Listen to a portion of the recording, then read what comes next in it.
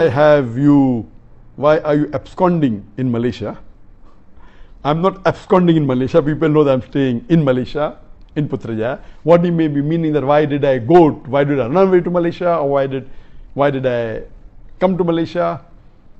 And you know that there was an allegation by the Indian government because of the popularity, and many people were accepting Islam, and the new government, the BJP government, again is the Muslims, and they had a lot of agenda.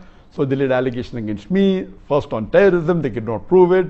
Then they said hate speech, they could not prove it. Then they went to money laundering, that also they cannot prove it. Then they tried to give me a bait and tried to convince me to come back at a compromise, which I didn't agree. Basically, I did hijrah. And hijrah for the sake of Allah subhanahu wa ta'ala. I being a da'i, when I felt that my life was in danger, I did hijrah. And this is the sunnah of the prophets and the sunnah of Muhammad sallallahu alaihi wasallam. And I was happy that Allah made it possible for me to follow one of the sunnahs of the Prophet, which very few people can do. I did hijrah and I chose Malaysia. The reason is because I feel Malaysia is one of the best available Muslim countries in the world. Most of the Muslim countries in the world today have got problems. The best available amongst the Muslim countries, more than 56 that are there, I felt Malaysia was the best. That is the reason I came here. The reason I felt Malaysia was the best is number one, that Malaysia is away from the war zone. You know, many Muslim countries are in the war zone, especially in the Gulf region. You have war in Yemen, you have war in Syria. So this Malaysia is away from the war zone, number one. Number two, it's away from the wrong influence of the Western countries. You know, people, the Gulf countries and Muslim countries close, which are in Europe and otherwise, they're under the influence, the bad influence of the Western countries, which Malaysia is away. It has very little influence of America and the Western countries, number two. Number three, Malaysia is the country which has the strongest passport amongst the Muslim countries.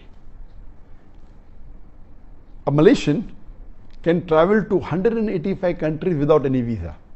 USA may be additional 2 countries. The highest is Japan, 190 countries, then is Singapore, 189 countries, then maybe UK, USA, 187, 186, Malaysia is 185 countries. The strongest passport amongst all the Muslim countries. That is point number 3.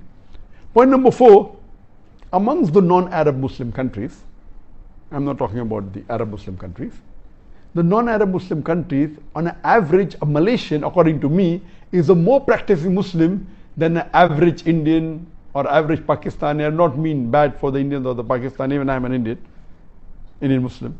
An average Indian Muslim or average Pakistani Muslim or a Bangladeshi Muslim, any non-Arab Muslim, Malaysia is, on average, a Malaysian Muslim is more practicing. You have the percentage wise, if you see a survey that says that in India, the Muslim coming to the 5 times compulsory Sun mosque is just a minute percentage. In Malaysia, it's a high percentage. The people fasting is a high percentage.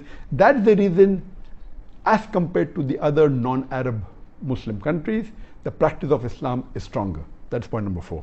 Point number 5, that in Malaysia, the federal religion is Islam. So you don't have to feel shy to call yourself Muslims. There are many Muslim countries where you feel shy to call yourself a Muslim.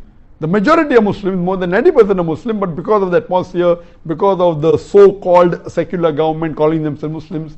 So these were the reasons that I chose Malaysia over other countries. I had got requests from more than 12, 13, 14 countries to come and stay there, and I chose Malaysia as the best amongst the one available.